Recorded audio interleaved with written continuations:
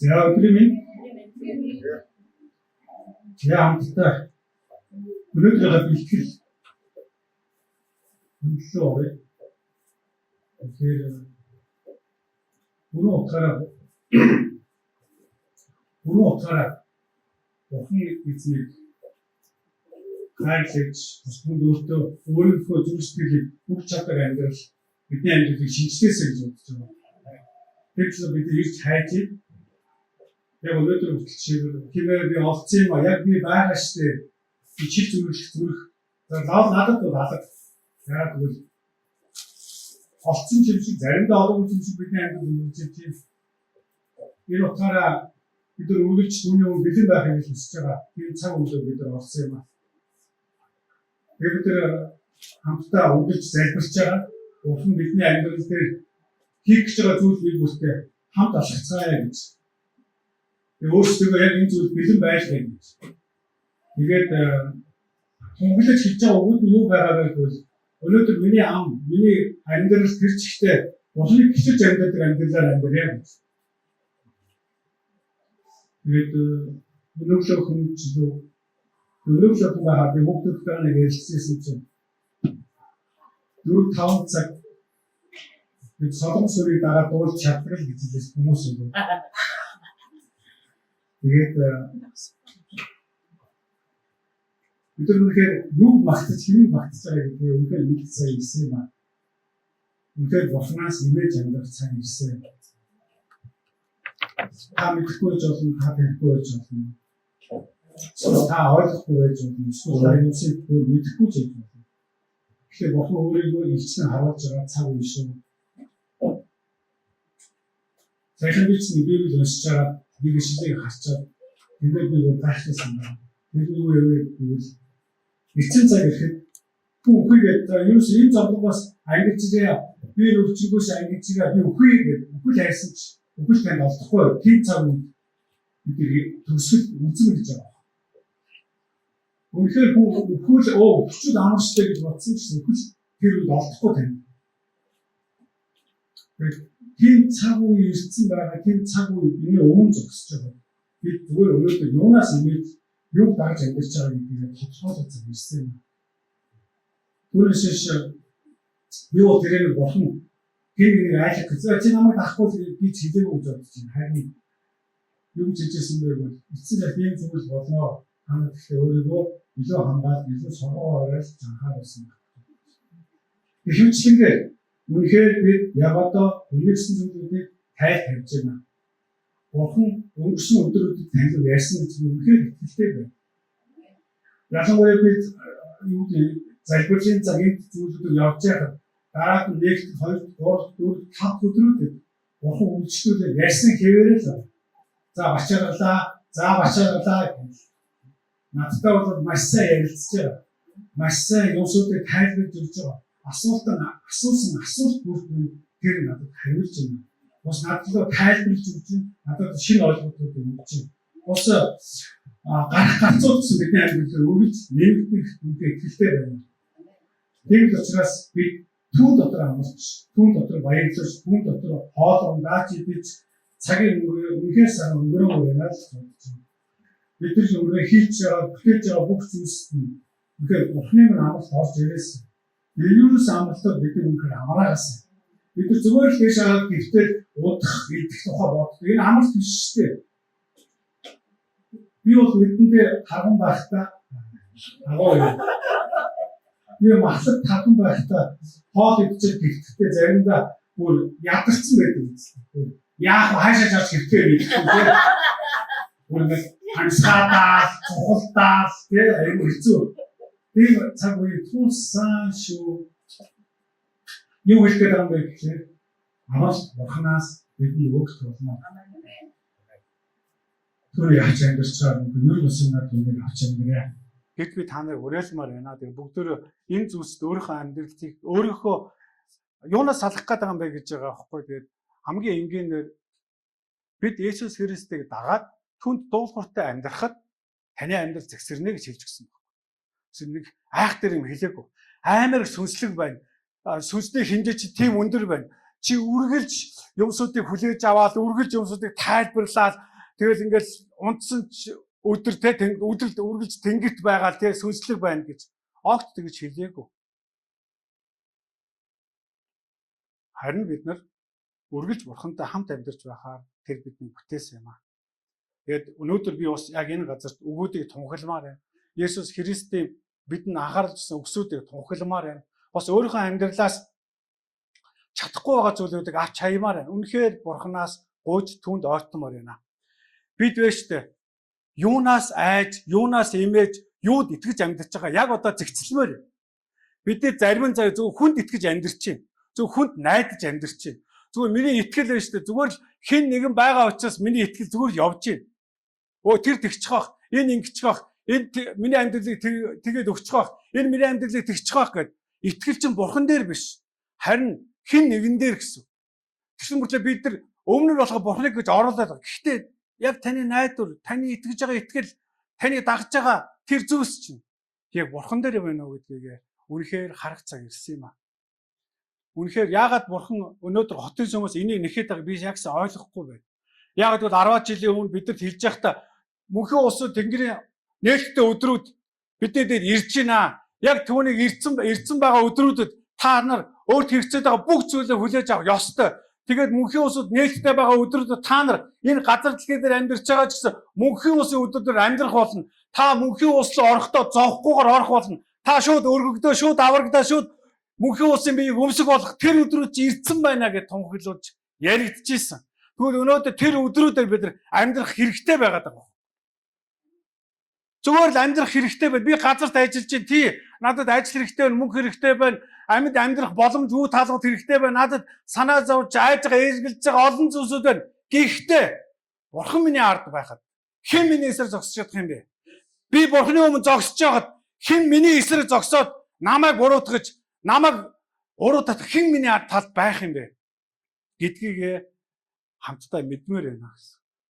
Гэтэл бурхан юу гэдгийг мэдэхгүй байж бид нар өөрсдийнхөө найдвар, итгэлийг дэндүү өөр зүйл дээр тавьж дэндүү явж байна. Тэгээ энийгээ бид нар үг хэлж байгаа гэж бор уурсгал, гаж зүйлээс дэндүү гажчаад байна гэдэг үгүйгүй. Би өөрөө л гажихгүй баймаар байгаа. Ийм үед бид нар амьдарч байгаа юм аа. Бурхан итгэдэг, бурханаар дуудагдсан, бурханы хүмүүсээ, бурханы охид хөвгүүдээ төлөвшөд том болж гарч ирээд түүний нүүрс царайг олон түүнийг харж амьдарцгаая. Мөн өөрийнхөө амьдралаар түүнийг гэрчилж амьдарцгаая. Илүү тод байна. Яг үндэ бол Есүс Христ миний дотроос би бачаагалаг түүнийг гэрчлэх гээд байгаа юм биш ээ. Бурхан намайг байхад надаар дамжуулаад тэр өөрийгөө бусдад гэрчлэмээр байна гэсэн. Есүс Христ эцгийгээ гэрчилсэн. Тэр үргэлж эцэг хэлсэн учраас би үүнийг хийж яана гэж хэлж чаддаг байсан. Түүн шиг бидэнд ч өнөөдөр би энэ зүйлийг хийж байгаа нь бурхан надаар дамжуулаад хийж яана хийж чаддаг. Тийм амьдралаар хамтдаа амьдрах цаг мөчлөв бидийг дуудаж байна. Үнэхээр өөр болсон байна. Та нар үдсэн бол саяхан өнгөрсөн 7 хоногт болсон л доо. Джон Дэвид пастрын сүнсний хүү 40 гаруй хүн настай хүү 50-таа гэсэн. За нас орсон байна. Эд үйлчлэлд явж ирсэн. Үнэхээр би тэр хүнийг харж байхдаа дөнгөж очиод байж байхдаа үнэхээр бас атаархал төрдөг байсан. Ямар гоё вэ гэж. Үргэлж хамт байгаал, үргэлж тэр хүнтэй уулзаал, ярилцаал. Дараагаар нь пастрын бие өвчтэй байж байхад би үйлчлэгийг аваад яг үйлчлэгийг хийдэг байхдаа гэж илүү их боддог байсан. Гэтэл аваасаа өмнө мөнхийн ус руу явсан. Нэг бодлоо үнэхээр харамсалтай. Бид нар гэр бүлийнх нь ярьж байгаа хүмүүсийн тэр хүний төлөө ярьж байгаа зүйлүүдийг харж байхдаа. Би танаас нэг асуулт асуумаар байна гэсэн. Хин нэг өнгөрөхөд бид очиод ёо яшгүйдээ энэ хүн миний дээрээс айлж одоо би нэг эрхчлөөтэй боллоо гэж бодох юм уу? Эсвэл яг үнэндээ миний дээрээс үнэхээр намайг нүмерчээс нэг явчлаасаа гэж та бодох юм. Бид нар аливаа өөр нь амьдрдаг юм бэ?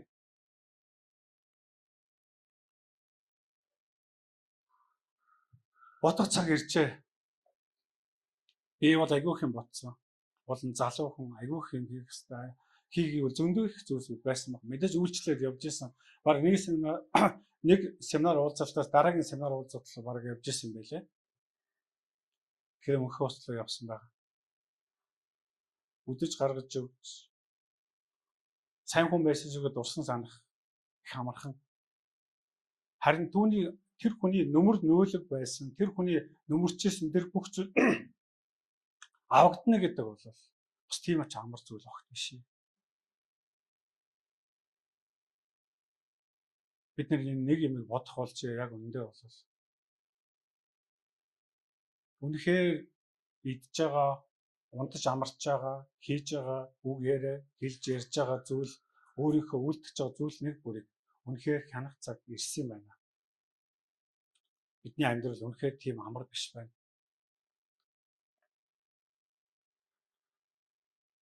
Таныг би нэгийг бодосоо л гэж үнэх ярьсан юм. Бодсон юм аа. Нэгийг бодмоор байна гэсэн.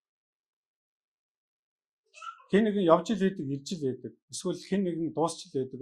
Нас орцоогоо тэгсэн штэ гэж бодож ил байдаг. Гэхдээ би танд хэлье. Биднэрт энэ газарт хийх ёстой зүйл, дуусгах ёстой зүйл гэж байгаамаа. Бид нар бас энэ газарт хариуцуулж өгсөн зүйл гэж байгаамаа. Энэ зөвхөн бачаргалдаг хүн хойч үедээ өр хөвгтдээ байшин үлдээсэн үү, санхүү үлдээсэн үү, амьдралд нь юу байгуулж өгсөн тухай огт биш юм аа. Би одоо ингэж амьдрахыг ер нь болиё гэж ер нь ботсон. Би ч ингэж ер нь амьдрдагчгүй байсан. Тэгээ миний хэл яриа бас яг энэ зүгээр л тэдний төлөө санаа зов, тэдний төлөө юу хийж яах вэ гэж амьдрмааргүй байна гэсэн. Яагаад тэгж байна гэвэл би зөвхт амьдрах юм бол зөвхт хүний хүүхд тэжээс үлсэхгүй гэж хэлж гисэн юм Библиэлд. Зөвхт хүний хүүхд тэжээ гуйлагчин болоод зөвхт амьдрчээсэн нэгний хүүхэд хизээж гуйлгагүйгээд хоосон амьдрахгүй гэдэг. Бурхан Библиэлд маш тод хэлж гисэн байна. Тэр учраас би тэр амьдралаа л амьдрий. Тэр зүйлсийнхээ төлөө өөрийнхөө амьдралыг зориулъя. Тэгвэл миний хойч, миний ирээдүй түүнтэй хамт тэр миний амьдралын төлөө тэр санаа зовх болно гэсэн. Тэр амласнаа биелүүлэх болно. Тийм үүрэг хариуцлага бидэнд байгаа байхгүй. Түүс бид зүгээр л нэг өнөөдөр чинь 5 хүүхэдтэйстэй юу бүтээ. Бидний дэлхийн хөөцөлдөг зүйлүүдийн төлөө явж завж шаналж гутарж гуйж амьдрмааргүй байна гэсэн. Бид эрхчлөөтэй ер буснаар амьдрмаар байна. Тийм учраас найзуудаа сэрээч. Наад оюун санаанаасаа, наад итгэлгүй байдлаасаа, урагч зангаасаа салаач. Оюун санаагаа шинжлээч. Бурхан юу бодож, бурхан юу хүсэж, юу төлөвлөж байгаа гэдгийг ирж хайгаач. Тэгээ олж аваад өөрийн болгооч. Амьдрал чинь утга учиртай байх болно. Бүх юм ч үн цэнтэй байх болно. Амьдралын чинь эргэн тойронд аз жаргалтай байх болно. Өөр чинь байсан амьдралыг чинь хувьд гэсэн. Чамааг байж хад чиний үр хүүхэд, чамааг байж хад чиний хань ижил, чамааг байж хад чиний албан газар, чамтай байгаа болгон ер буснаар амьдрах тийм цаг үед бид нар амьдарч байна. Тийм зүйлийг бид нар өөрийнхөө амьдрал дээр авчаад юу ч өгөөгүй шиг, юу ч байхгүй шиг амьдрмааргүй байна гэсэн. Энэ утгаараа бидний амьдрал яг одоо өөрчлөлт рүү орж байна. Бидний амьдралыг бурхан илүү зүйл рүү татахыг хүсэж байна. Бурханд итгэдэг, бурханаар хайрлагдсан бурханы хүмүүсээ. Би бас танаас нэг юм асууя гэж бодсон. Та ер нь бурханд юу амлаж исэн бол гэж. Тэгэнгүүт би нөр бурханд юу амласан юм болоо гэж. Гэхдээ та бурхан эцэг би таныг дах болно. Миний амьдрал, миний гэр бүл би өөрөө таныг дагаж амьдрах болно гэж та амласан шүү дээ. Харин олон жил өнгөрсөн дараа амлсан амлалт маань биелж гэн үгүй юу эсвэл заавалчгүй биелээгүй байсан ч гэсэн би дагсан хэвээрээ байх хэрэгтэй гэдгийг бид мэддэг юм. Би зүгээр түүнийг дагаж амьдрах тухай л ярьж байгаа шүү дээ. Түүнээс пасторуудыг дагаж пасторуудын үгэнд орж эсвэл пасторуудын ямар нэгэн хэлж байгаа зүйлийг зөв бурууг шүүж амьдрах тухай огт яриаг өгсөн. Тэгж бодож байгаа бол та наад бодлоо бүр зэгцэл наадхыгаа бүр мэдгүй хаа нэг газар гээсэн газараас олж ав. Сүм пастрын мөрөндөрч явдгийн биш. Энэ бурхан өөрөө энэ зүйлийг одоо авч явмаар байна. Үнэхээр бурхан өөрийн сүмийг босгож өөрийн сүмийг авч явмаар. Тэр үнэхээр өөрийн сүм ямар байх хэмжүүртэй байх ёстой. Тэр хинжиж байгаа хэмжүүрээр сүмийг тэр өөрөө хармаар байна гэсэн. Энэ бүх зүйлийн төлөө хамтдаа хөдөлмөрлөе гэж бодож байна. Хамтдаа өөрсдөө байгаа зүйлээ зориулъя. Бидний зориулж чадах бүх боломж үе таалга бидний өмнө үргэлж нээлттэй байна. Яагаад гэвэл танд ариун сүнс өгөгдсөн юм аа. Та зүгээр л итгэж болсон. За тэгэл одоо би бурханд итгэсэн штэ гэдэг амьдрах тухай огт биш. Бурханы сүнс чам дээр ирээд эцгийн бүх зүйлийг чамд зааж тэр Есүс Христийн тухай асуухад бүх зүйлийг тайлбарлаж өгөхөөр туслах танд өгөгдсөн байгаа шүү дээ. Яг түүгээрээ удирдуулаад, түүгээрээ заалгаад өөрийнхөө амьдралыг авч явцгаая. Өөрт тулгарч байгаа бүх зүйлүүдийг түүгээр удирдуулж амьдрмаар байна гэсэн. Амьдрал ч гэсэн бүр ад жаргалтай болмоор байна. Хүмүүсээ үнэхээр ад жаргал гэдэг зүйлийг буруу утгаар нь аммаар байна. Битгий ад жаргалыг ирж хайж байгуулах гэж битээ орол. Өөрөө амар сайн хүн байгаа те. Би нэг сайн эцэг болъё. Би нэг сайн эр хүн болж амьдрах гэж битээ дүрт тоглол. Таны дүр тоглолт нь хувирын шүү дээ. Яагаад гэвэл тоглолт учраас. Битээ тэгээд тоглол. Тэр тийм нэг гайхтар. Яагаад гэвэл тоглолт тийм л үстэй. Тоглолдог, болдог. Ингэж өөрийгөө хуурж амьдрах ямар хэрэг байгаа. Сайн хүн байгаад 1 жил, 2 жил эсвэл хотын сүмийнхээ бидний энэ сайн хүн болж тоглохдоо тоглолт бас дуусаасаа гэж. Одоо бид нар айгүй ойрхоноос хуурж байна. Холоос биш. Бүр ингэж бидний амьдрал бүр ингэж дайраад те. Хотын сүмийг бол ялангуяа би танд хэлье. Хотын сүмийг бол ялангуяа нөгөө цонхнууд чи хаалттай байгаа учраас зүгээр холоос юм шийдээд мэдхүү чи энийг мэдхүү. Чиний амьдрал тийм байстай гэдэг холоос юм шийдэж цонхч нь зогсож байгаа үе байхгүй. Түүс яг орж ирээд таны амьдралыг өдөрдөг үе бүгд дууссан байна. Тэр бол биднээс холдсон. Тийм учраас дайсны ажиллагаа хийдэг зүйлүүд биднэртээ маш ойрхон байна. Бүр идүүх энд байна. Харин бид нар ялгаж чаддаг чадвартай байхын төлөө хамтдаа залбирч байгаа маа. Үнэхээр чадварлаг болмоор байна гэсэн. Юмыг үнэхээр ялгаж хармаар байна. Юмыг үнэхээр таньж чаддаг боломжтой баймаар байна.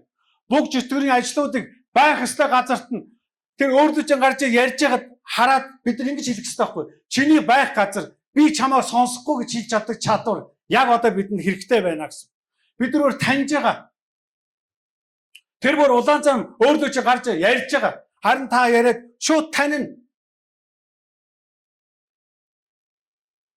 Бид нар ийм төвшөнд амьдарч байна. Ийм хэмжүүр дээр бурхан биднийг тавьсан байна. Ямар юм чинь Библийг унших уу, залбирах уу, залбирахгүй юу, хизээ залбирах уу, пастор яг хэдүүд залбирах уу, хэдүүд ингээд хамтдаа цөмөөрөө уулзаа залбирдаг бай. Эсвэл нэг өдөр манад ч юм уу бүлгийн уулзалт эсвэл тэнд бүлгийн уулзалт очиж энэ нэг өөрсдөө хуурдаг хэмжүүрийн нэг сонин ажлуудыг энэ бүгд хүний ажлууд, бүгд бидний сэтгсэн боддог зүйлүүд гэсэн. Энэ одоо бидний хол явуулахаа болсон. Энэ үнэхээр хол явуулахаа болсон. Үнэхээр хэцүү байна. Харин үргэлжлээд бэлэн байх хэрэгтэй юм аа. Амен. Миний бурхан надаас хэрэггүй байгаа бүгдийг авч хийж байгаад би баярлмаар байна гэсэн. Үнэхээр авч хийж байгаад үнэхээр баярлмаар байна гэсэн. Тэгээ бид мэддэг баймаар байна. Самсон нэг хүч чадал өгдөг байсан түүнд. Тэгээд тэр хүч чадлаа алдчихад нөгөө хамгийн сүүлчийн удаа тэр бурханы өмнө ирээд та надад нэг сүүлчийн удаа нэг хүч чадлыг өгөөч. Гэт тэр нөгөө тэр хотынх нэг тэр чигт ностгсан багныг унгаагаад нураадаг түүх байдаг. Тэгээд би тэрийг уншиж байхдаа бодож ирсэн. Тэр үед бурханы хүмүүс бурханаас хүч чадлыг авахын тулд ямар их зүйлүүдийг хийдэг байсан бэ гэж. Ямар олон зүйл шаардлагатай байсан бэ гэж. Гэтэл одоо миний хувьд намайг өршөөгөөд, намайг уучлаад над дээр ирсэн байхад би зүгээр л та байж би хийе гэдэг байна. Би учрыг олоодгий. Би тэгээдгий, би ингэдгий. Тиймээс бурханд анх амлаж байсан амлалтаа би таны битгий магтаасаа гэж бодож байна.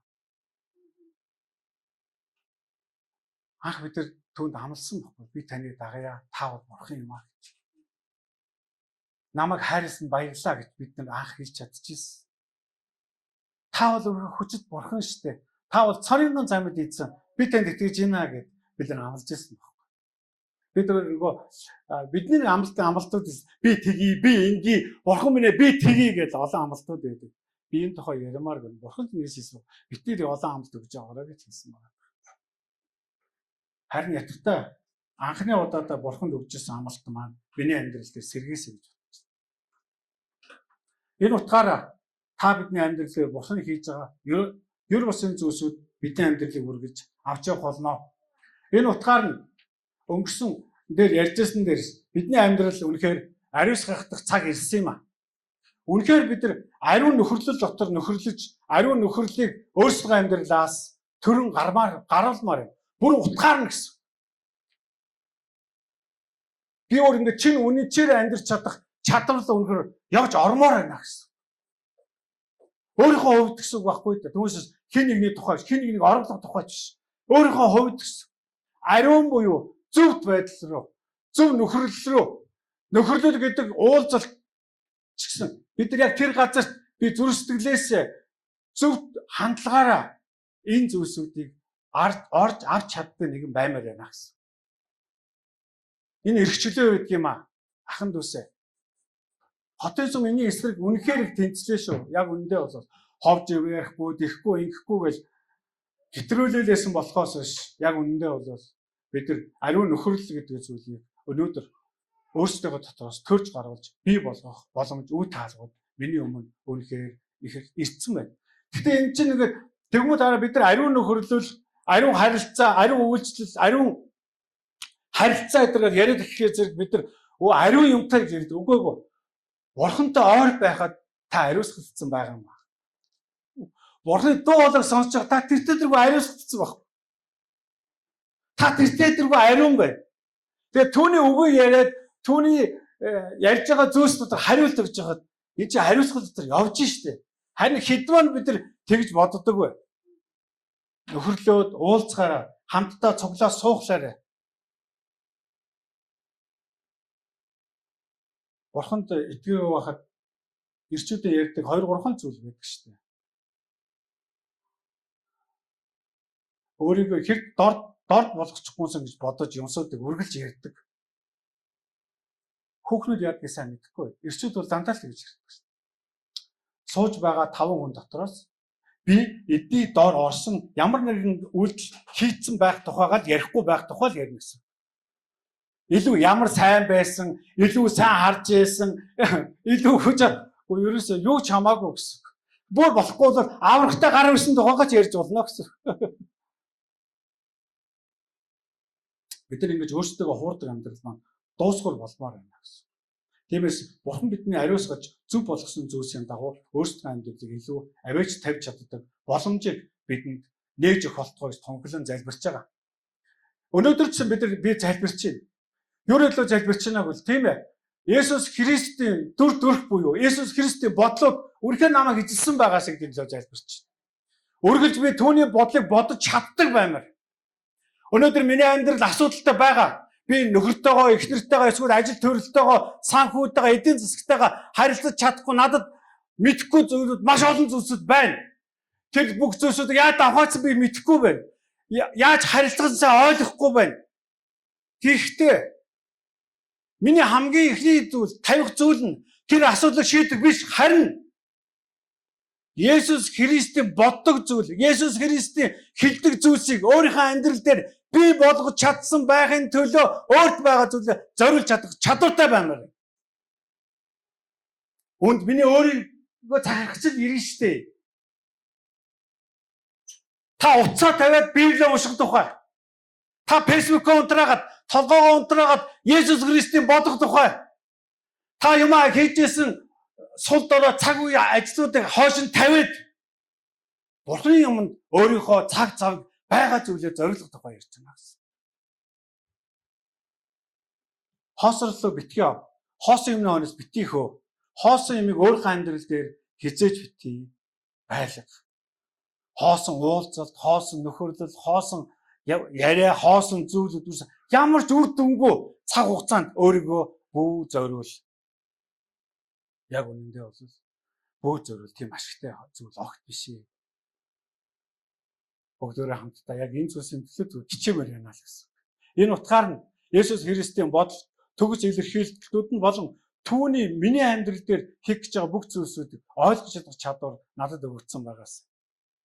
Зүгээр л миний амьдрал тийм байж чадах болно гэсэн зүгээр чадах болно. Тэрний дараагаар таны амьдрал дээр байгаа бүх асуудлууд хэр бүсэнэ шийдэгдэх болно гэсэн.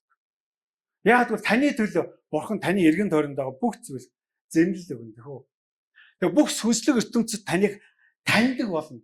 Бүх сүнслэг ертөнцид байгаа эргэн тойронд байгаа Бурханы бүх тэнгэр элчүүд болон муу ёрын сүнс нь бүгд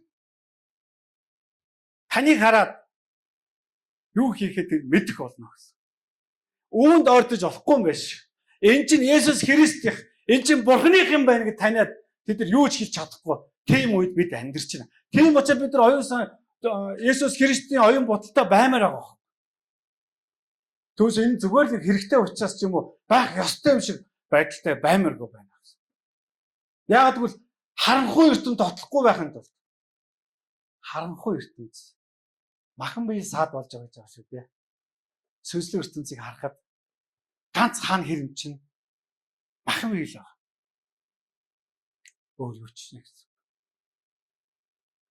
Хан сүнслэг зүйлийг олж харахад саад болж байгаа зүйл чинь зөвхөн махан бие. Тэгэхээр бид түүнээс давж амьдрах хэрэгтэй болсон юм аа. Яг нь Есүс Христ энэ бүх зүйлийг хийсэн учраас өөр би танд нэг зүйлийг хэлж өгмөр байна. Хамтдаа ярилцмаар байна гэсэн. Тэрний үг гэхээр бид үргэлж өөрсдөө амьдрал дээр Бурханыг гисэж амьдарч чадхад соролцмаар байна. Үнэхээр би танд хэлье. Тэ одоо ингэж гой сайхан гой байх гал мундаг байх гэдэг. Харин яг үндэ бол би Бурханыг гисэж амьдарч чаддаг болмоор байна гэсэн. Ямар ч үед бүх цаг үед сэрүүн байгаа цаг үеийн туршид Бурханыг гисэж амьдарч чадах чадвар өгөгдсөн. Харин авч амьдгээ. Авч амьдарцгаая. Үнэхээр авч амьдарцгаая. Тэгвэл бидний амьдрал үнэхээр хүнд байх болно. Яг тэгвэл бид нар үргэлж сайн мөг мэдсэн бодноос идэх юм байлээ шүү Бурхан гэж. Би ерөөсөө тэрийг анзаардаг байсан. Бид зөвхөн энэ модноос л идэж амьдрах болно. Нэг л модноос идэх болно гэсэн. Үнэн худлыг мэддэг модноос биш. Харин нэг л модноос идэх болно. Тэр нь амийн мод байх болно. Тэгэхээр тэр амийн мод намайг амьдруулна. Тэр амийн мод намайг тэнхрүүлнэ, намайг хүчрүүлжүүлнэ, намайг бас хоолно. Тэрс намайг дагуулж авч явах болно. Тэр надад хэрэгцээд байгаа бүх зүйлсүүдийг тэр миний амьдралын өмнө дэлгэн тавьж чадах болно. Би даван туулж чадах болно. Яг л тэр миний махан биеийг хоолоо зогссон зүйлгүйгээр хоолоо зогсохгүйгээр юу хэрэгтэй байгаа тэр бүх зүйлийг тэр надад нэмж өгч чаддаг тэр нэг юм шүү. Тэр учраас Бурханд бид нар баярлалаа эзэн минь баярлалаа аавал гэдэг. Яг үнэндээ юунаас баярлаад байгаагаа мэдмээр байна гэсэн.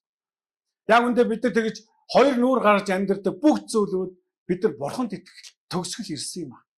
Харин бид нар одоо төгсгөл хаммаар байна. Нэг наранд гараад нэг сашгин дараал ингээд нэг тал руу ингээд яваад байдаг амьдралаа яг одоо болмоор байна гэсэн. Бид нар үнэхээр та өөрийнхөө итгэлийг ажиглал та. Бурханд итгэж ийн л гэдэг. Гэхдээ яг үүнд бол заримдаа бид нар Бурханд бишээ. Өөртөө итгэн, мөнгөнд итгэн, найздаа итгэн, үгүй ерөөсө юунд чамаагүй итгэхэд юу юм бэлэн байгаад байгаа. Тэгээ итгэлээ бүр холиод бүр мандангаар хавтгацсан. Тэгээ дараалал байхгүй. Тэгээ хүүхдүүддээ итгэн, бүр итгэхэд бүр өчнөө юм болно гэж. Энэ бүх зүйл бидний амьдралаас дуусгар болоосаа гэж бодож байна. Энэ бүх зүйл бидний амьдралаас үнэхээр тасдагдчих хаягдаасаа гэж. Бидний залбирал явж байгаа юм шүү. Бид нар тэр залбирлын төлөө өнөөдөр хамтдаа цугласан юм аа. За тэгээд хамтдаа босъё. Галаат намын 6 дугаар бүлгийн 14 дээрээс нэг ишлэг бүгдөө хамтдаа хараад тэгээд өнөөдрийнхөө залбирлыг эхлэсэн. Харин бидний эзэн Есүс Христийн загламаагаар сайрхахаас өөр юугаарч бүү бид нар сайрхдаг байлээ. Яг үндэ миний амьдрал дээр өгсөн бидний эзэн Есүс Христийн загламаар тэр түүнийг магтаж, түүнийг хүндэлж, Түүний тунхилж амьдрий. Өөр надаас илүү мундаг зүйл юу ч үгүй байх болно гэж тунхилцгаая. Яг үндэ загламаагаар сайхнаас өөр зүйл надад бүү байг. Үнэхээр миний амьдралаа дамжуулж энэ ертөнцид байгаа бүх зүйлсийг ялсан байхын тулд тэр загламаа л ялсан байхгүй. Тэр загламаа намайг эрхчлөөтэй болгосон. Тэр загламаа намайг амийн бодлоо ойртуулсан. Тэр загламаа намайг бурхантай эвлэрүүлсэн. Тэр загламаа намайг түүний өмнө аваадсан. Тэр надад амьдрал өгсөн. Тэгвэл учраас би амийн бодлоос хоолдог учраас миний бие ирүүл байдаг юм аа. Миний оюун санаа ирүүл байдаг юм аа. Миний амьдрал эдгэрдэг юм аа. Үнэхээр энэ үндэстэн дотор өөр эрен цаг эхэлжээ. Сая залбирж байхад ч улам тодорхой болсон. Тэгээ бид нар шин цаг ирэх болно, шин цаг ирж явнаа, шин цаг удахгүй ирнэ гэж ярьжсэн бол аль хэзээний эхэлсэн байна. Гэтэ бид нар нөгөө төлөвшөлтийг хүлээсэн өөрсдийнхөө төлөвшөлтийг үнэхээр төлөвшөх юмсан гэдэг тэр хүсэл маань битээ буугаасай. Яагаад гэвэл шин цаг үед төлөвшсөн хүмүүс хэрэгтэй. Юм боддоггүй тийм хүмүүс биш. Юм боддог тийм хүмүүс хэрэгтэй. 2-р Коринт 3-р бүлэг. Бид нар Христийн сүмийн тухай ярьж байгаа. Ачаараас удаа ирэн сүм биш. Христийн сүмийн тухай. Паулын нээж өгсөн ухаанаас бид нар уншиж гэн, харж гэн. Тэгээд бид нар сүмийн загварыг эндээс барьж авч байна. За Монгол Библийг харъя хитүүлээ. Сая залбирж байхад үнэхээр маш их хүчтэйгээр иш үзүүлэн өгсүүд орж ирж ирсэн. Та нарт ч гэсэн орж ирсэн бахаа гэж би найдаж байгаа.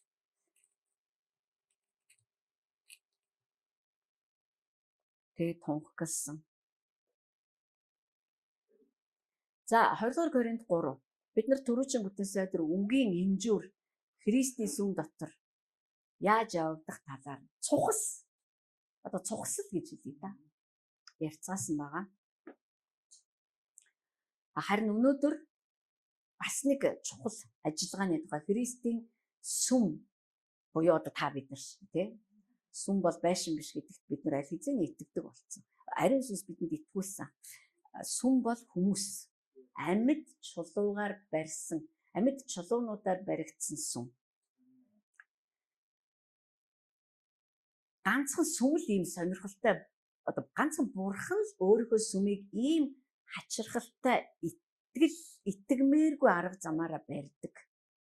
Өөр ямар ч байгууллага ингэж сайн дураараа нэгдэж, сайн дураараа ингэж нэг үзэл бодол дотор хөгжиж чаддаггүй. Тэгээд үгийн өөрийнх нь хамгийн гайхалтай хэмжүүр нь юу вэ гэхээр нөгөө бидний дотор үннийг байнга хөгжүүлж өгч байдаг. Үнэн бол хүн шиг биш л дээ. Хүн бол ихээс төрөхтэй няраа хөвгөд байдсан шүү дээ. Тэгснэ ингээд том болоод ингээд. Үнэнд тэгж хөгжих шаардлага байдгүй. Гэхдээ үнэн өөрөө маш гүн учраас бид нар тэр гүнлүүн жилээс жилд ордог. Энэ утгаараа Бурхны үг үннийг бидэнд задлж өгдөг. Үннийг бидэнд бүхий л гүнлүүн тайлж өгдөг. Үннийг бидэнд бүх талаас нь харуулж өгдөг. Гэхдээ биднийг өсгөж байгаа итгэлийн үйл явцтайгаа өсөлтийн үйл явцтайгаа тохируулж. Тийм учраас бид нар Библиэс уншиж байгаа үннийг жилээр ярихад ч бүр айгүй хол болчиход байна шүү дээ. Өнгөрсөн сард 2-р Коринт 3-р бүлэг бол өөр юм ярьжсэн байгаа байхгүй. Харин энэ сард болохоор бас өөр гэдэг нь тэс өөр гэсэн үг биш. Зүгээр өөр гүн утгаараа өөр гүнзгий ойлголтуудаа бидэнд гаргаж өгч байгаа байхгүй. Тэр утгаараа үгийн хэмжүүр бол үнэхээр гайхалтай. Хизээч бид нар нэг үнэн дээр тэгэл гацчихдгүй. Тэгэл тэр үнэнгээрээ тэгэл насан туршдаа явдггүй. Энэ үнэн бол үргэлж ямар гүн байдгийм бэ? Ямар өргөн цар хүрээтэй байдгийг, ямар далайцтай ажилдгийг гэдгийг бид нар бүр бүтэн сайнаас бүтэн сайнд мэдэрч одоо гайхаж гайхширч одоо биширч ингэж хүлээж авч байгаа шүү дээ. Тэгэхээр Христээр нэрлэгдсэн сүм дотор үгийн хэмжүүр бол одоо өнөөдрийн байгаагийн төвшнгөөсөөч илүү хүн ажиллана угаасаа. Би бол өнөөдөр бол эцсийн зогсоол гэж өрөөсө бодохгүй. Бид нар энээс ч илүү гүн юм руу орно. Тийм учраас Бурхан биднээс цүл пал хийтэл сэлж сураагүй хүүхдийг гүн рүү шиддэггүй шиг гэж хаяхгүй шүү дээ. Баг багаар гэхдээ ямар их хурдтай явж байна тий. Яг үндэ бол нэг тийм багаарч явахгүй байгаа шүү дээ. Үнэхээр заримдаа бид нар амьсгаад авчидж байгаа. Заримдаа бүр зүгээр шууд тархиа унтраагаад унтмаар санагдаж байгаа. Зарим баг тархиа унтрааж байгаа бахтай болио дараа нь ойлгоё яашиг зүгээр. Гэхдээ сайн яагаад гэвэл аргагүй бид нар маш хязгаарлаг. Гэхдээ Бурхны сүнс үнэхээр сайн багш. Би тэгээ сүүлийн үед юу гэж хүсэж байгаа вэ гэхээр Есүс Христийн дээр Бурхан сүнсийг химжээшгүй өгч ирсэн. Химжээшгүй. Тэгээ бидний дотор Христ амьдардаг. Харин бид нар тэр сүнсийг химжээтэй болгоод байгаа. Энээс цаашаа газар үгүй. Харин одоо сүнс химжээшгүйгээр бидэн дээр баймар байна л да. Тэхийн тулд би даацтай болмоор. 5 литрийн бетанд бид нар 50 литрийн усыг хийж чадахгүй. Тэгэхээр ямар ч байсан маш их багтаамжтай болох хэрэгтэй байна. Маш их хоослогдох хэрэгтэй байна. Мэдээж хэрэг маш их төлөвшөх хэрэгтэй. Өөрөөр хэлбэл үг даах чадвар маань сайжрах хэрэгтэй. Бид нар Библийн одоо Бурхны үг байтугай Библийнхээ үгийг даахгүй байгаа шүү дээ. Тэгэл гомд чинь тэгэл хурны чинь тэгэл Бурхан Каинаас асуудаг би чи яагаад ингэж хурниж одваа гэдг нь одоо ингэж бүр муухай царайлаад царай нүрээ унжуулад ингэж Бурхны өмнө зогсож байгаа байхгүй. Читэй яагаад хурнигаад байгаа юм бэ? Яагаад л гомдсон? Миний өрөвлийг та олигтой хүлээж авсан. Тэгээд Абелийнхыг болохоор бүр амар хүлээж авч байгаа л минийх. Бидний дүр төрхөлтөө ер нь бол. За одоо өнөөдөр бид нар нэг одоо амжуул бид нар нэг байтугай хидэн одоо Христийн сүм гэдэг тэр тодорхойлтыг гаргаж өгдөг тэр элементүүдийг гэх юм уу одоо харъя. 2 дугаар Коринтын 3 дугаар бүлэг ингэж эхэлж байгаа. Бид нар Коринт сүм дээр яриад байгаа шүү дээ. Яа гэвэл орчин үеийн сүм бол Коринт сүмийн ер нь бүх шинж чанарыг агуулсан гэж би боддог. Сайнтай муутай. Тэгэхээр бид нар ч гэсэндээ Коринт сүмээс жишээ аваад ярихад бол нэг тийм гайх юм байхгүй. Манайд л ийм байхгүй гэж бодохын ч арга байхгүй. Тэгэхээр зүмөрөө бид нар бодоод ярина гэсэн. Паулийн загтлуудыг уншаад байгаа юм аюу олон газар наа тархицгоогоо ажилуулаач гэж хэлдэг юм байлээ.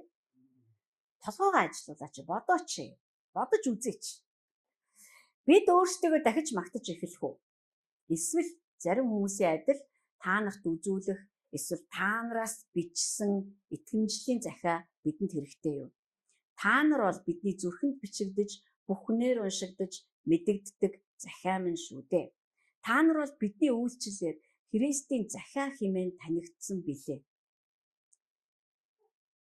Энэхүү захиа бэхээр бичигдээгүй. Харин амьд Бурхны сүнсээр чулуун самбартч биш.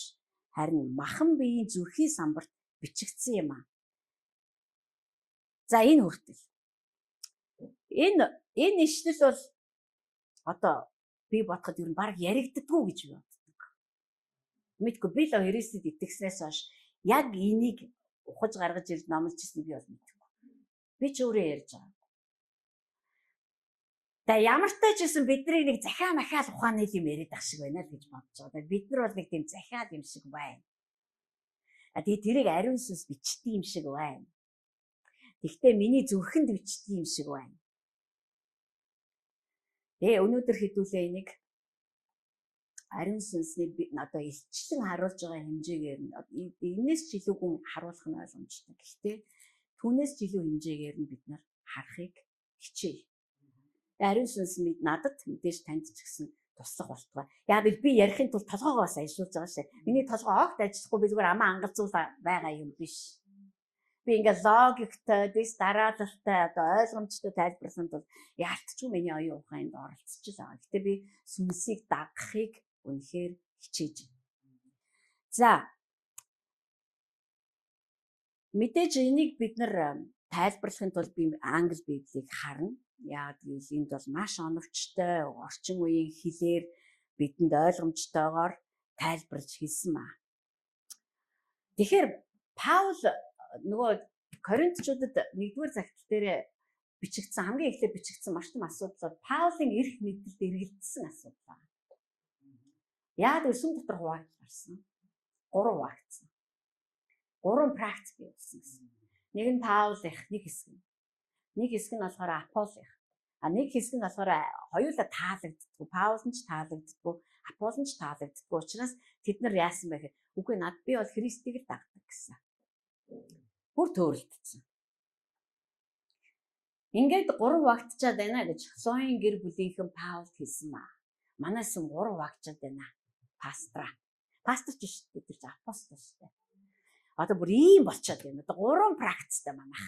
Аполлийнхэн, Паулынхэн, Христийнхэн. Христийн сүм дотроо бүр ингэж хуваагдсан байгаа байхгүй юу? Тэгээд Паул бүр үнэхээр цочирдсан. Тэгээд тэр сүм рүү захиад бичсэн. Яагаад та нар хуваагдаж байгаа юм? Христ хуваагдсан гэж юу? Та нар нэг л нэр дор нэгдсэн биш үү? Апол би суурийг тавьсан, Апол усалсан. Харин бурхан ургуулж байна. Энд чинь хамтын ажиллагаа. Яагаад та нар хуваагдаж байгаа юм бэ? Зэмлсэн маа. Тэгээ өөрөөр хэлбэл Паул тэр сүмийг тарьсан сүнсний эцэг нь гэдгээр нэг нөгөө ярьдаг байсан тэд нарт. Тэгэхээр тэр эрх мэдэлд нь эргэлзээ төрсөн гэсэн. Тэгээд 2-р Коринтын 3-р бүлэгдээ Паул энэ захидыг үргэлжлүүлээ бичгтээ юу гэж хэлж байна гэхээр яг үнэндээ би хий юм бэ гэдгээ батлахын тулд надад та нараас намайг баталсан захиа хэрэгтэй гэж юу. Одоо тийм recommendation letter гэж байдаг шүү дээ. Одоо энэ хүн бол яг одоо хотын сүмийн хүмүүс юм аа. Одоо Малайз явж байгаа хүмүүс пасторуудын одоо итгэмжлэгдсэн захиа хэрэгтэй. Одоо баталгаажуулж байна тийм ээ. Бэхээ бол манай сүмийн хүмүүс юм аа. Би бол үүнийг баталж байна. Бид нартай тэдэн жил алгасан манай сүмийн хүмүүс юм. Тэгэхээр Паул тэдэнд хэлж байгаа. Би ийш тийшээ явсан ч та нараас надад Коринтчуудын захиа намайг батлах уу? Эсвэл Коринтчуудад намайг хэн нэгний захиа батлах уу? Яриа бол ингэж эхэлж байгаа. Гэтэ би энэ тухай ярихгүй. За. Тийм юм бидэнд хэрэгтэй юм уу? Үгүй гэж би хэлж байна. Хэрэггүй гэж би хэлж байна.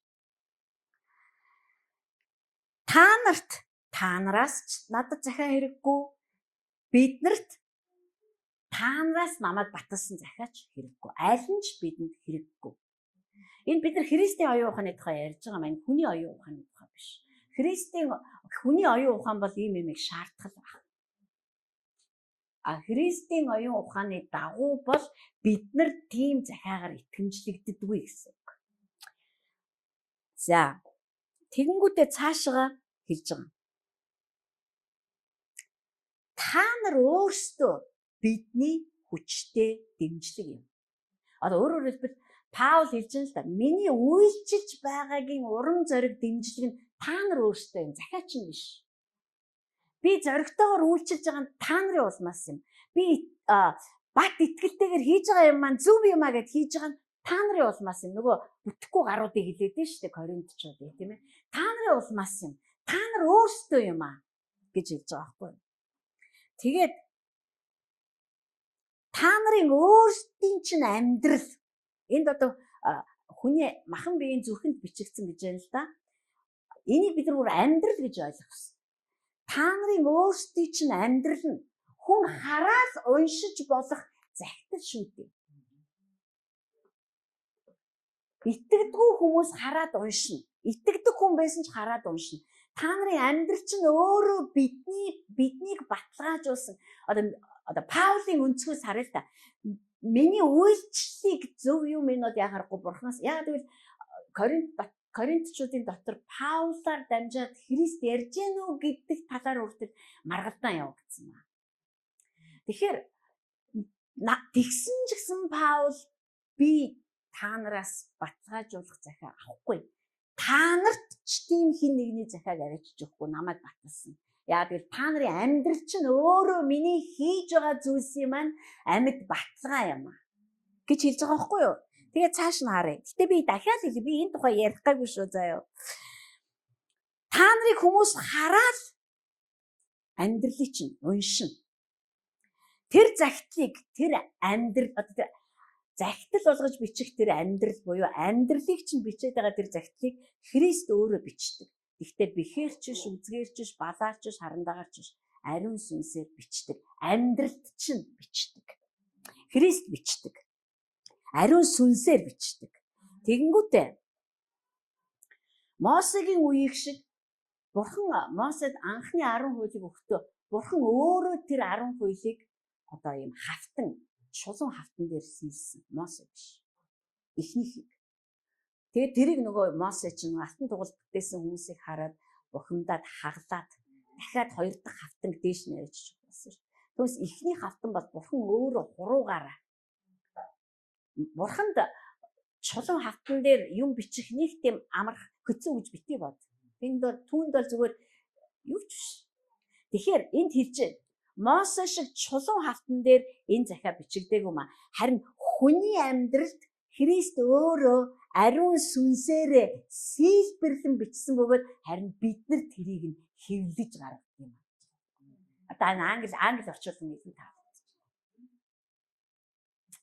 Тэгэхээр ингэж ойлгож шээ.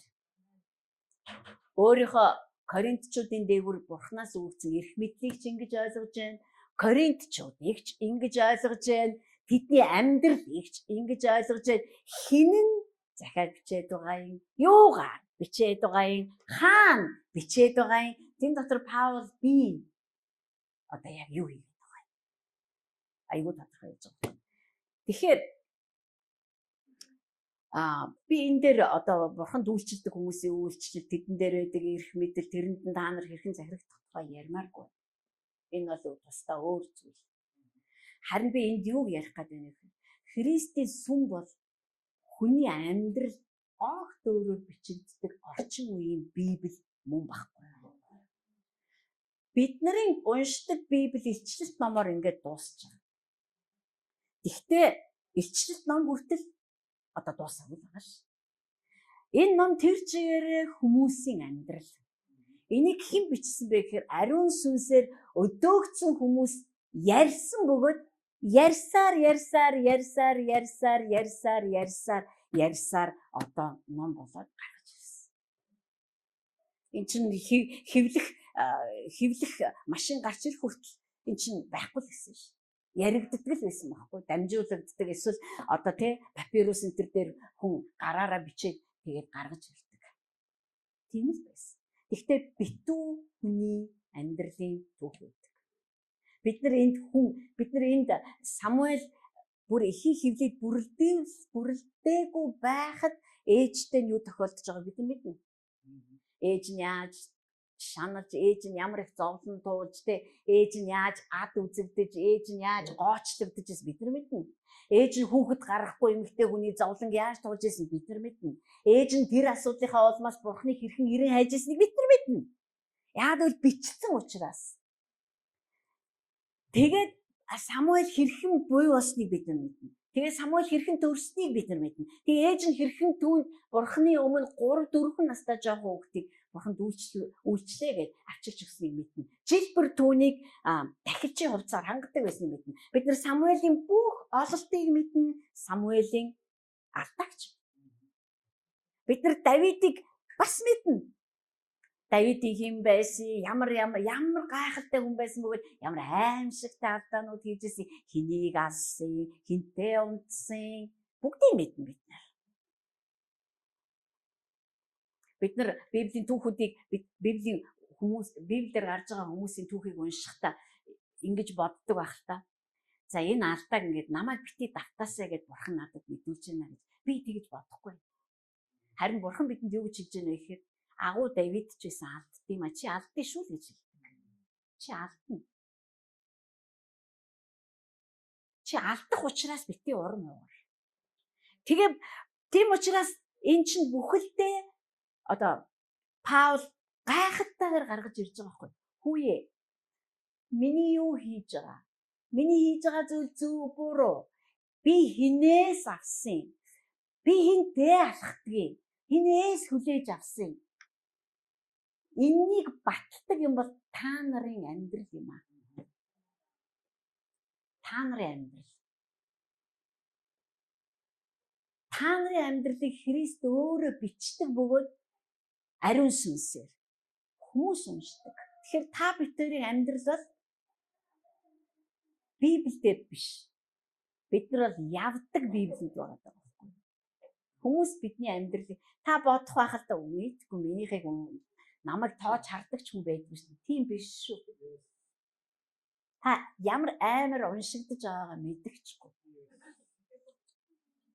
Бид нарыг амар уншиж байгаа. Бид нар ч гэсэн хүмүүсийг уншиж байгаа. Эн чинь байж тээ бүр амар сонирхолтой Библи дөхөө. Юу бүх алдаа зөрчилдөг. Бид нар яг ер нь алдаагаа нуух хандлагатай л та. Айлсгаар мэддэгдэхгүй байхыг. Ер нь алддаггүй юм шиг л ярьдгийг бид нар. Бид нэг нас орсон хүний оршуулган дээр очихоор бид тэр хүний алдаа ерөөсөө яригддаггүй ш. Ямар сайн хүн байсан. Энэ ч бол айхарахгүй тэр хүний хүндэлж байгаа хэрэг. Гэхдээ Бурхны бичиж байгаа түүх бол алдаатайгаа бүх юмтайгаа явна. Аллахтайгаа явна. Бүх юмтайгаа. Бүх ашиг сонирхлын зөрчилтөөгөө явагдана. Бүх хуйлдаантайгаа явагдана. Бүх гомдол хорсолтойгоо бичигдэнэ. Бурханд ямар ч тийм ялгуурлах юм байхгүй ч. Тэгээ энэ нь бидэнд тийм л учраас Бурхан биднийг хүүгээрээ зөвтгсөн байгаа байхгүй. Биднэрт чинь ямар нэгэн зөвтгөл хэрэгтэй ш. Яг л бид нар чинь тэртээ тэргүй түн бум алдаж байгаа тий. Бид нар хаашаач зайлахгүй байхгүй тэрнээс. Бид нар огт алдаагүй амьдрч чадахгүй, алдаагүй амьдрмаар байна уу юм. Гэтэ би за ёстой л байж одоо ёстой алдахгүй одоо энэ бол яг 1999 дэх алдаа нь одоо ингээл болий гэл хэд дуусаагүй алдна. Бид нар ингэж хийж явахдаа л алдаж байгаа байхгүй. Үгүй юм. Тэгэхээр Есүс Христос бидний амьдралыг зүгээр илэн далангуу харуул. Тэгээ Паул өөрөө хэлсэн ш. Бүр Тимотед бичиж байгаа бити надаас ичээрэй. Байнга зодуулсан, балбуулсан, тэрийгээд усан онгоцон цуусан чил хич 3 удаа байна уу да усан онгоцны сүрэл баацсан. Хүн хараад унших юм бол энэ одоо Бурхантай амьдрдаг хүний одоо амьдрал мөн үү гэмээр бараг л гэсэн ч Паул энэ бүхнийг даван туулж хахад тэр Бурхныг тунхагласаар л явсан. Тэр энэ уншигддаг амьдралыг Бурхан бичдэг бөгөөд харин бид нар хэвлэж гаргадаг юм а гэж Паул өөрөө үйлчлэлийг хийсэн. Хэвлэж гаргадаг өөрөөр хэлбэл бүгдэд илэрхий болгодог. Би сая Үлс номыг уншижсэн чинь Паул ер нь аюух ярьдаг хүн байсан байна л да. Одоо тэгтээ дэмий хоосон чалчдаг хүмүүс биш шүү. Тэгээд хэрэг та нар Үлс номын 20-аас сүүлийн бүлэг хүртэл унших юм бол одоо өглөө эрт явна гэжсэн бол одоо яриад бүр шүн дүүл болгоод маргааш өглөө мэд гардаг байсан баг. Гэтэ тэр юу ярьдаг байсан бэхээр дандаа итгэлийн гэрчлэлүүдийг ярьдаг байсан. Өөрөөр хэлбэл өөрийнхөө амьдрал дээр болоод бусдын амьдрал дээр Бурхан яаж гайхалтайгаар ажиллаж байгаа талаар илэрхий болгож ярьдаг буюу тэр амьдралыг хүмүүст мэдүүлдэг. Энд ч одоо хэвлэж гаргаж байгаа гэсэн үг биш үү? Бид нар ч одоо хүний амьдралыг хэвлэж гарах байтугай өөрийнхөө амьдралд юу хийгээд байгааг ч яриг гэхнээ ярих үггүй болсон гэж хэлдэг шүү дээ. Тэгээ би сая бол үнэхээр залбирч байсан. Бидний ам айгуу та мангаагаад байдаг хов хоосон, салхи төрүүлдэг. Тийм баймааргүй. Харин бид нар амаа нээхэд үг урсч идэг бүр энэ ам бүр багаддаг. Бүр үг нь бүр ингээ багтаж ядаж ихэлдээд ингээ гардаг. Ийм байгаасаа. Хүүе жоохон дууга айдаач гэж хэлмээр. Түүнээс оршуулгын газарт ирсэн юм шиг биш. Тийм гараас тэгж бялхаасаа гэж би сая үнэхээр одоо гойж залбирж байлаа. Би өөрөө ч гэсэн тэгж бялхах юмсан. Би өөрөө ч гэсэн тэгж ярих юмсан. Тэгэхээр та бүхэн амьдрал бичигдэж байгаа. Бас уншигдж байгаа.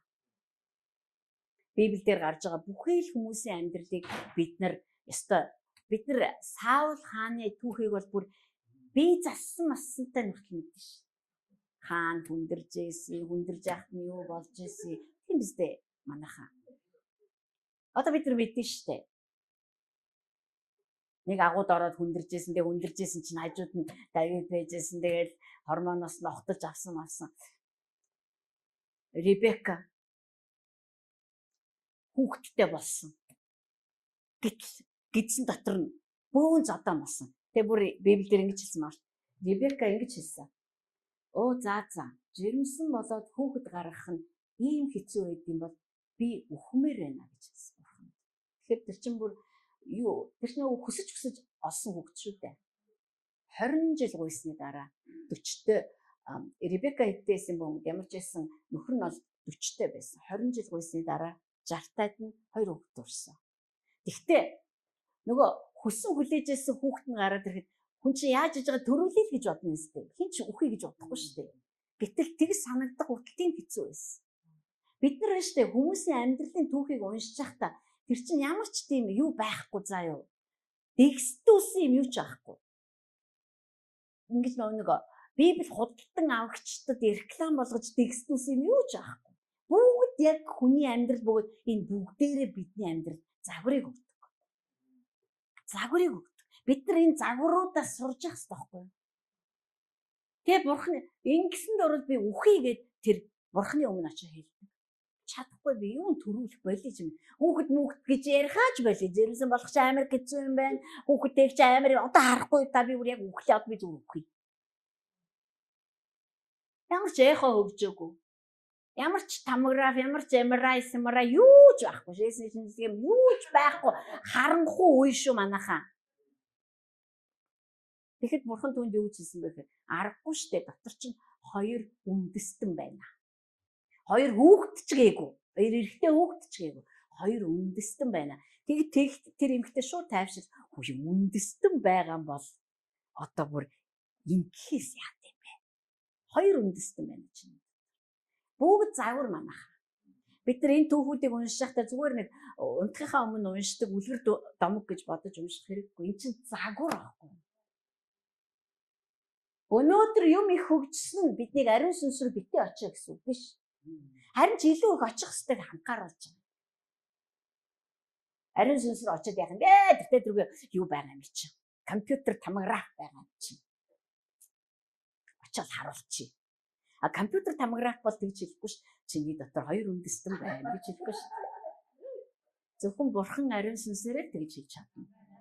Энэ чин загвар манайхаа хүүхдтэй болсон буюу болох гэж байгаа эмэгтэйчүүдээ бас нэг гайхалтай амьдралын загвар байна. Энэ намайг үргэлж гайхшруулдаг. Би хүүхдүүдтэй ярьж өгдөг охтуудтай. Авраам маш өндөр настай болсон. Эхнэр нас орсон.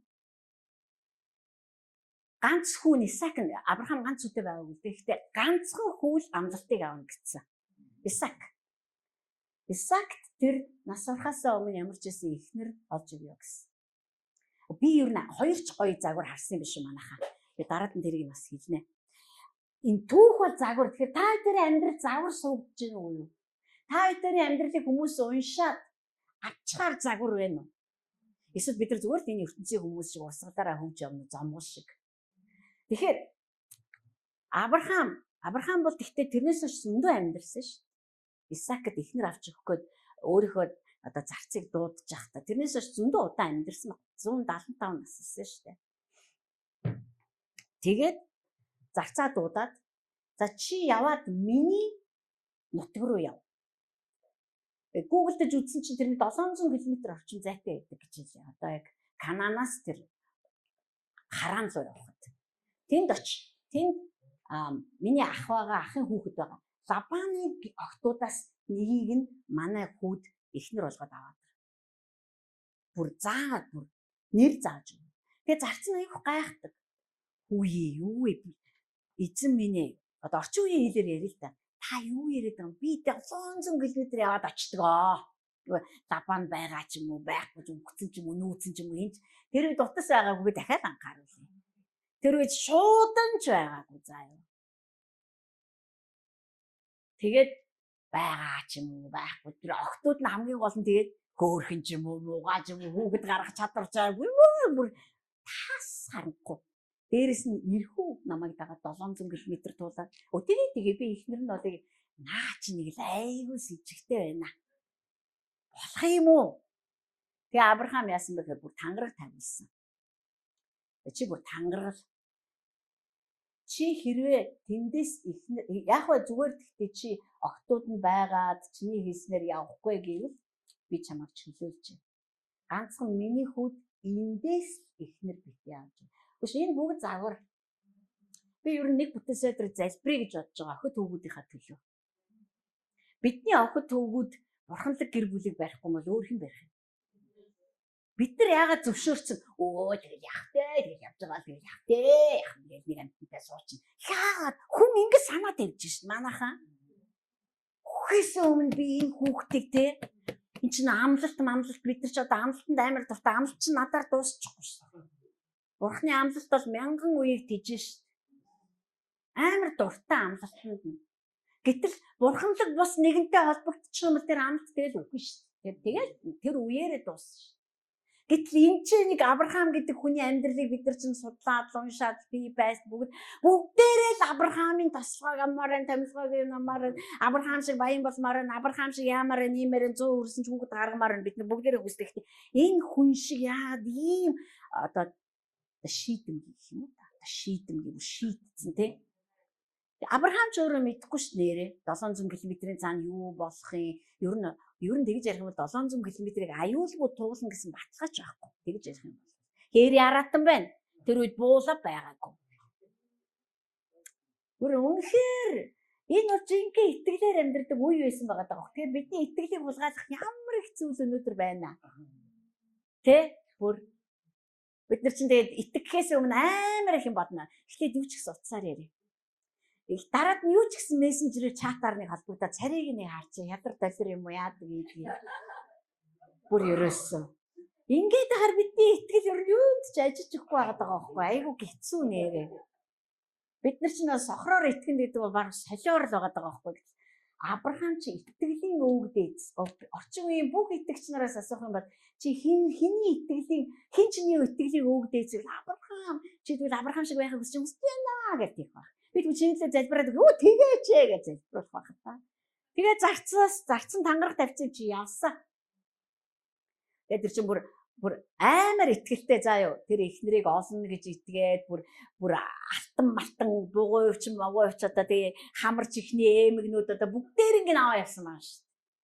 Юмыг яаж мэдхүүгээ орхиог байхгүй орчин үеийн хүмүүс шиг. Одоо орчин нөө хиймэл ухаан гараад ирсэн бүр үнэхээр эрсдлийг бол тооцоолно заа юу. 700 км яваад очлоо би энийг аваад очих хэрэг байна уугүй юу замдаа дээрэмдүүлүүл яах вэ? Үгүй ерөөсөн зүгээр. Тэгээд очдөг. Тэгээд шууд Лабаны охинтой тааралддаг. Тэгээд Лабаны гэрт очдөг. Тэгээд асуудаг.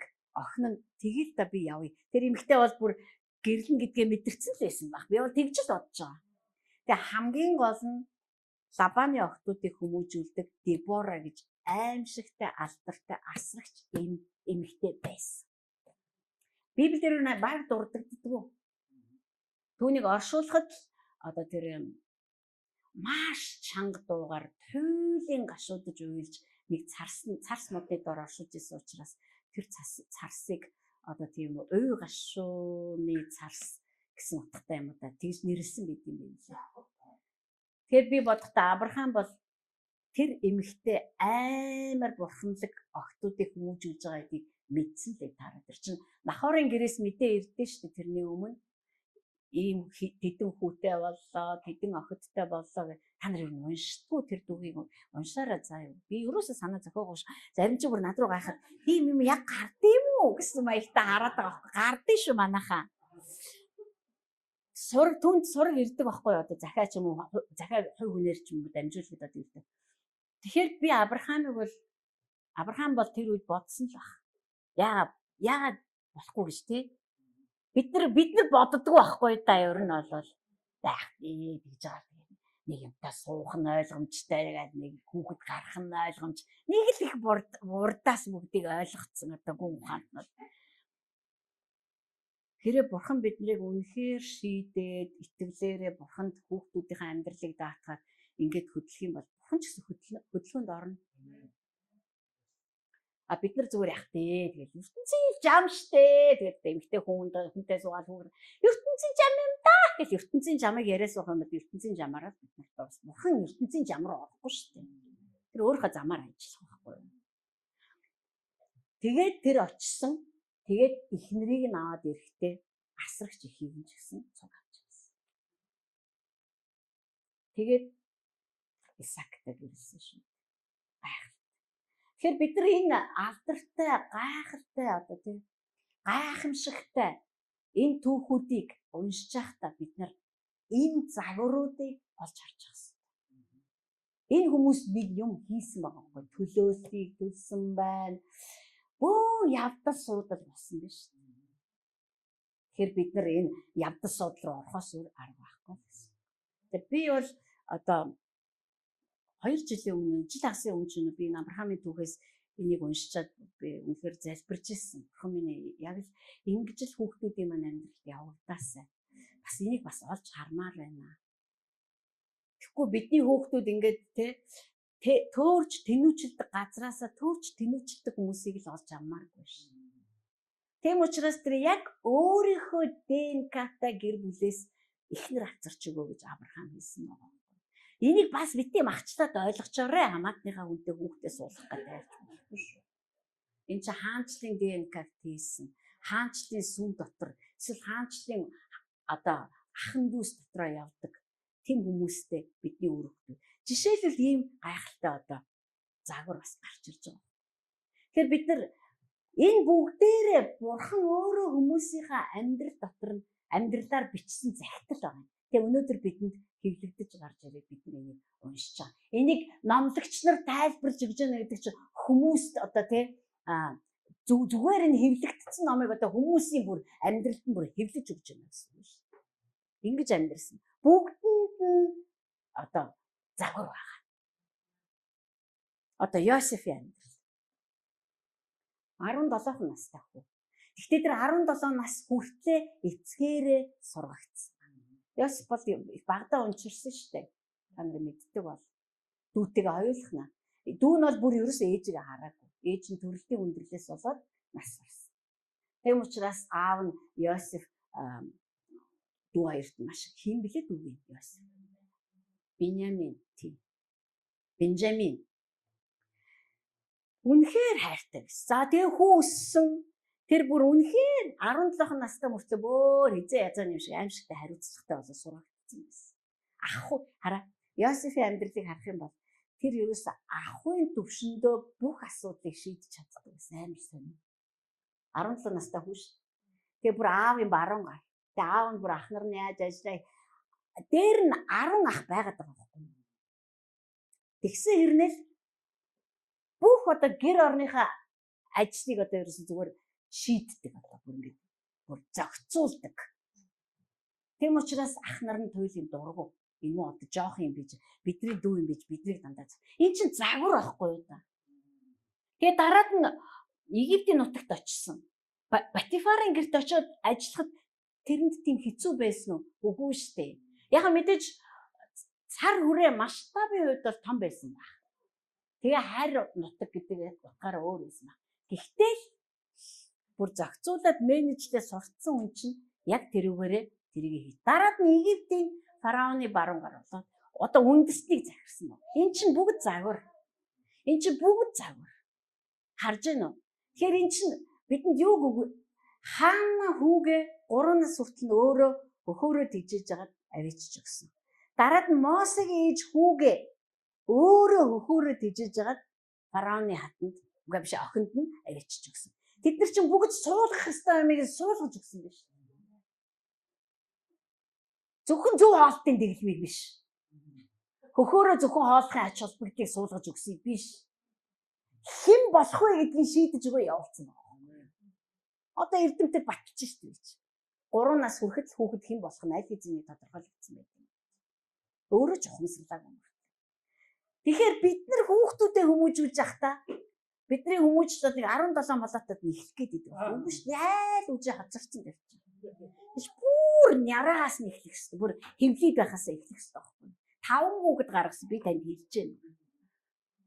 Гэхдээ би хэдийгээр 5 хүүхэд гаргасч би одоо ч гэсэн аягүй юм сурсан ээж гэж болж зөрхөлөхгүй өөрөө. Дахиад гаргал дахиад сурах. Дахиад гаргал дахиад. Гэтэ нэг л загвар энд байна. Тэр юу вэ гэхээр 3 нас хүртэл бид нар хүүхдийг бүр үнэхээр хүмүүжүүлэх хэрэгтэй. Энийг хинлүүч чихэх хэрэггүй. Түр засаг масаг энэ агаар магаар л битгий чих. Энд чинь миний хариуцлага байхгүй юу? Там дотор байлгаад ах юм уу? Эсвэл би аваа гарах юм уу? Эрүүл хооллох юм уу эсвэл яах юм? Залбирал дотор тэр хүүхдийг өсгөх юм уу манайхаа? Хараа би юу гэж итгэдэг вэ гэхээр хүүхдийн сүнс 3 хүртэлх нас хүртээ бол туйлын хүлээн авантгай байдаг гэж би итгэдэг. Ямар амар хүлээж авантгай байдаг гэж. Та нар зарим ч мэдгэл ах. Би нэг удаа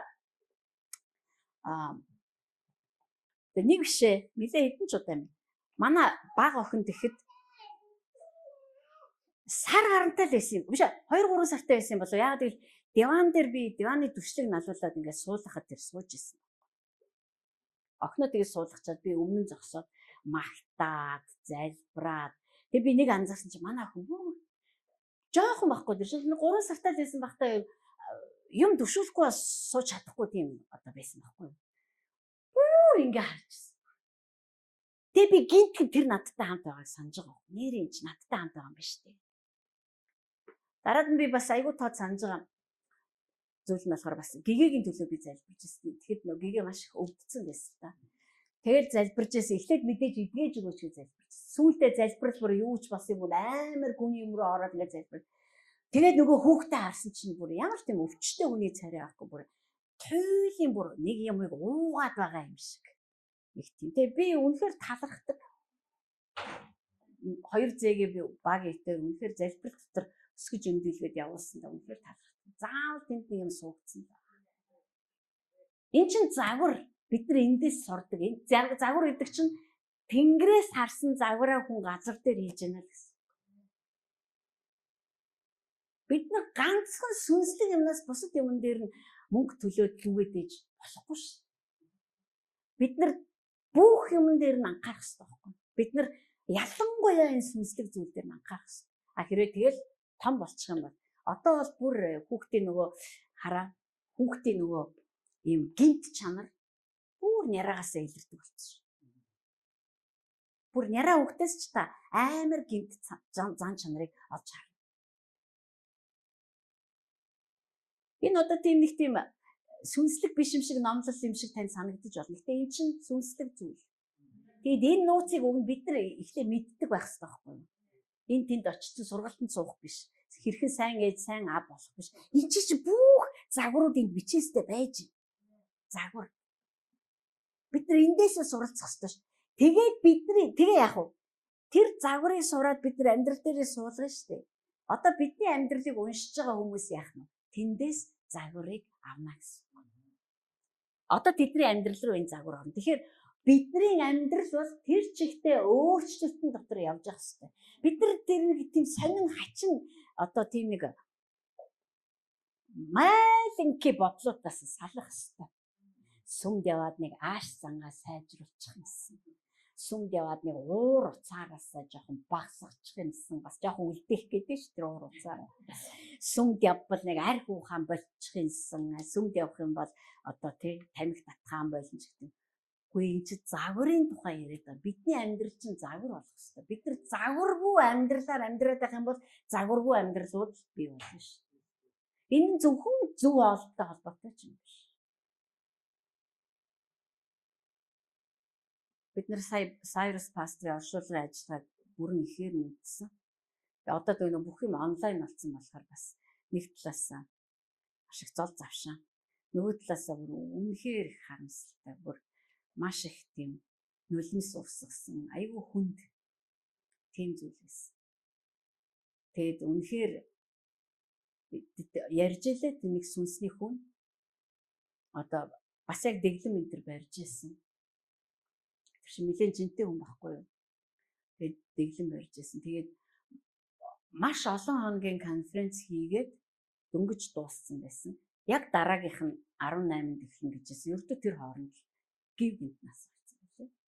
Тэгээд багийн гэлдгээр бас маш их юм бодогдсон. Бид нар загвар суулгаж амьдрах хэрэгтэй. Манайхаа бид нар би сая тэр харамсалтай мэдээг сонсоод би бодсон байхгүй. Би ерөөсөө өхлийг хизээч ойлгохгүй юм байна. Энэ үргэлжил ойлгомжгүй юм байна ерөөсөө. Ерөөсөө ойлгомжгүй байгаа даа байхгүй. 70 оны 55 таа шүү дээ. Тэгээд одоо ингэж би багид хэлжсэн яана юм хүм төлөвлөхөд ч ямар аймаар юм бэ. 18-наас 20-ны хооронд Филиппинд аягүй том конференц ингээд төлөвлөсөн. Дөнгөж сая өсвөрийн конференцийг дуусгаад яг тэр хоёр заагтал байжсэн байна. Тэгэхээр тэгээ яг хүмүүс ярьж исэн. Тэгээд маш их загваруудыг амьдрал дээрээ суулгасан юм байлээ. Тэгээ маш том загвар нь юу байсан бэ гэхээр одоо Джонатан Дэвидтэй маш татан холбоотой байсан учраас эцэг хүүгийн барилдлага гэдэг юм амьдрал дээрээ суулгаж чадсан. Тэгээ энэ бол надад үнэхээр бахархалтай бас нөгөө талаас бас дахиад би бодсон. Эцэг хүүгийн барилдлага гэдэг бол бас алааны юм да. Ер нь энэ хоёр өөр хүн хоорондоо бий болгодог харилцааны маш одоо тэнгэрлэг загвар штэ юм чинь. Тэгвэл зүгээр хоёр таалагддаг хүн уулзаад үе ээ чи миний сүнсний хүү болчихдгүй. За тэгээ та миний сүнсний болчих гэж хоёулаа хөтлөлцөө гүгээд идэг юм ерөөсөө биш. Энэ дунд ч муудалцах, гомдох, дургу үрэх, хаяад явах, бүр шал дургу үрэх зөндөө юм болно. Тэгэхэд тэр барилдлагыг тийм одоо тэр чинь ерөөсөө удаанч тэгж аймаар насаараа энэ төр алхаагүй юм байлээ шүү дээ. Тэгсэн хэрнээ тэр богинохон хугацаанд одоо нөгөө тэр сүнсний эцэг хүүгийн барилдлагыг одоо бий болгосон. Сүнсний эцэг хүүгийн барилдлага. Би танд нэг жишээ хэлье. Жишээлбэл Самуэль байна. Самуэль бол Саулыг хаанаар тоссон. Хэрэг бид нар Самуэлийн амьдралыг уншвал бас айгүй олон газар уйлна. Амаргүй амьдралыг туулсан. Түүний төлөө уйлах нэг шалтгаан бол мэдээж хүүхдүүд нь байсан. Хүүхдүүд нь би Самуэлийг муу эцэг байсан гэж бодохгүй байгаа. Сайн эцэг их байсан ч хүүхдүүд яаж ч далихыг бид нар хэлж мэдэхгүй байна. Үнэхээр энэ бол факт юм. Ээж нь ямар хүн байсан мэдэхгүй байна. Би тэр талаар юусан маргаан заргаан ярмааргүй байна. Шүүмжиж өрнүүлмээр байна. Самуэль хөвгүүд нь өөрийнх нь замаар яваагүй улмаас ард түмэн түүнээс хаан нэгсэн. Энэ тухай сонсоход Самуэль гой байгаагүй. Таны өвгүүд таны замаар явахгүй байна гэдгийг сонсох нь өөрөө танд ч сайхан байхгүй, надаас сайхан байхгүй. Самуэль бас хуулийн гонигтай байсан. Тэгээ тэр бурхны өмнө очисон, бурхан түүнд юу хэлсэн бэ гэхээр хүсээд байгаа хааны нүг. Хүсээд байгаа мó те? Хүссэн юм чи үзүүгээр чинь батнаагаагүй. Өг. Харин би чамайг хэнийг хаан болгох гэж хэлж өгөөгээд Саулыг зааж өгсөн. Тэр Саулыг хаан болгосон. Тэр Саулыг хаан болгоод Саул үнэхээр хайртай байсан. Тэр яг хүүшгээр хайрлаж байсан. Магадгүй хүүгээсээ ч илүү хайрлаж байсан. Гэтэл бурхан нэг удаа түнд хэлсэн. Одоо наад хүний чинь зайлуулна. Харин одоо би өөрийнхөө зүрх сэтгэлийн хүнийг гаргаж ирнэ. Бурханд хаан хэрэг болсон юм биш. Яг л бурхан өөрөө хаан. Үндэстэнд ч хаан хэрэг болсон юм биш. Үндэстэн өөрөө зүгээр тэгж бодсон. Харин бурханы хувьд Христ гарч ирэх сентиг бий болгох ёстой байсан. Авраам дамсныхаа дагуу. Тэм учраас тэр Давидыг гаргаж ирэхээр шийдсэн. Давидыг гаргаж ирэхдээ дахиад Самуэлийг дуудсан. Самуэлээ одоо чи очиод Есегийн хөвгүүдээс нэгийг нь хаанаар томилно, тасално гэсэн. Хэрвээ хаан амьд байж хахад Самуэль хин нэгнийг дахиж хаанаар томил тасалх юм бол шууд цаасан. Тэр чинь хаан ширээг унгаах гэж байна шүү дээ. Тэгэхээр Самуэль энэний төлөө үн төлсөн баг. Өөрөөр Самуэль жинхэнэ сүнсний хүүгээ олж авах юм бол тэр амь насаараа үн төлсөн гэсэн. Тэгээд тэр Давидыг олж авсан бөгөөд Давид түүний сүнсний хүүхэд болсон. Давид Саул хааны хувьд яг хүүшгэн байсан. Харин Саул яванда түүний хувьд бол бүр зүгээр алуурч нь болж байсан. Тэр сүнсний эцэг хүүгийн барилдлага гэдэг бол маш одоо яригтай түүхтэй. Гэхдээ нэгэнт зүрхээр холбогдох юм бол хинч тэрийг салгаж чадахгүй. Би маш одоо тийм үг хинт одоо аргагүй л тэнгэрлэг холбоос юм уу? Энэ бидний хүсэж байгаа ч юм болдгүй юм. Ер нь Саул штэ хүчтэй гэж харагдсан хүн болгоно өөртөө авдаг байсан. Тэгэж тэр одоо хүмүүсийг өөртөө одоо татдаг байсан гэх юм уу та. Тэнгэрлэг загвар тэгж явагддаг. Би өөртөө аятайхан сайн сүнслэг юм шиг харагддаг хүн болгоныг аваад сүнсний хүүхэд болгох ямар ч боломжгүй. Энэ холбоос дээрээс өвддөг. Би түүнээс ингэ сонгот юм биш. Би энийг сүнсний хүүхэд болгочмоор байх юм гэж. Энийг боломжгүй. Тэгэхээр энэ заавал Тэнгэрээс илчлэгдсэн илчлэлт ээжэж энэ бол миний сүнсний эцэг юм байна. Энэ бол миний сүнсний хүүхэд юм. Тэгэхээр энэ бол үнэхээр амаргүй. Тэгэхээр бүхэл бүтэн загвар энд байна. Бид нар эндээс сүнсний эцэг хүүгийн барилгыг сурах хэрэгтэй. Яагаад гэвэл сүм сон болохын цагт эндээс сүнсний эцэг хүүгүүд гарч ирнэ. Сүнсний эцгүүд гарч ирнэ, сүнсний хөвгүүд гарч ирнэ. Тэрийн хувьд ч гэсэн сүнсний хөвгүүд гэж бодож явдаг хүмүүс байдаг. Тэр хүмүүс юу гэж бодож явдаг юм би мэдэхгүй. Тэгээд мэддэг болмоор байна бас. Яагаад гэвэл нэг тал нь эцэг гэдгээ мэдээд илчлэлтээр авчаад байна ш. А нөгөө тал нь хүүхэд гэдгээ илчлэлтээр авчих юм бол тэгээ болчих юм. Сүнслэг болтоос. А зүгээр энэ бол яахаггүй сүнсний удирдагч юм гэсэн илчлэлт бас орж иж болно. Энд чинь сүнсний эцэг гэсэн үг биш. Хүмүүс тийм учраас Малайзийн нэг пастор бичсэн ном байдаг шүү дээ. Филипп пастрын найз гэдэг нөгөө хин билээ дээ. Тэр пастрын бичсэн ном байдаг ш. Бид нар нэг удаа сургалт хийжсэн. Тэрэн дээр бичсэн байд. Сүнсний эцэг бол чамд авралын зар тараасан хүн биш шүү. Битгий тэгж андуураарай. Хэрэг бид нар андуурах юм бол амар алдаа хийнэ. Тэгэхээр хүн бүрийн үүрэг орил өөр байгаа. Хин нэгэн хүн танд сайн мэдээ хүргэсэн байна. Хин нэгэн хүн таныг Христ рүү хөтөлсөн байна. Хин нэгэн хүн таныг бүр одоо удирдах дагуулахаар сонгогдсон байна. А хин нэгэн хүн бүр чиний амьдралыг хэлбэржүүлэхэд Бурхантай хамтран ажиллахаар сүнсний чинь эцэг болсон байна. Бүгд ялгаатай байхгүй юу? Бүгд хоорондын функцүүд нь өөр. Зүрхнүүд нь өөр, багтаамж нь өөр, сүнсний ажиллагаанууд нь бүгд өөр. Тэгээд бид нар энийг андуурж болохгүй. А бас яарч ч болохгүй. Бид нар ариун сүнстэй хамт амьдрсан хэвээрээ байх ёстой. Тэм учраас Паул энд хэлэхдээ үгүй миний ажил бол та нарын амьдрал юм аа. Өөрийнхөө ажлыг хэмждэг хэмжүүр нь өөр байдаг. Үйлчлэлээ харж байгаа хэмжүүр нь өөр. Яагаад гэвэл хүмүүсийн амьдрал юм аа. Тэм учраас Паул аюу сонирхолтой ер нь бол Паулийн амьдрал нь өөрөө одоо зүгээр хөндлөнгийн хүн ингээ харахаар тийм одоо нэг сүртэй гоё юм байхгүй шүү дээ. Ер нь бол гоё мой юм юу ч байхгүй.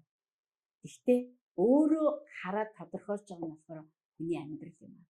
Би энд итгэдэг. Би тэр ийм л амьдралд дуудагдсан. Яг үнэндээ бол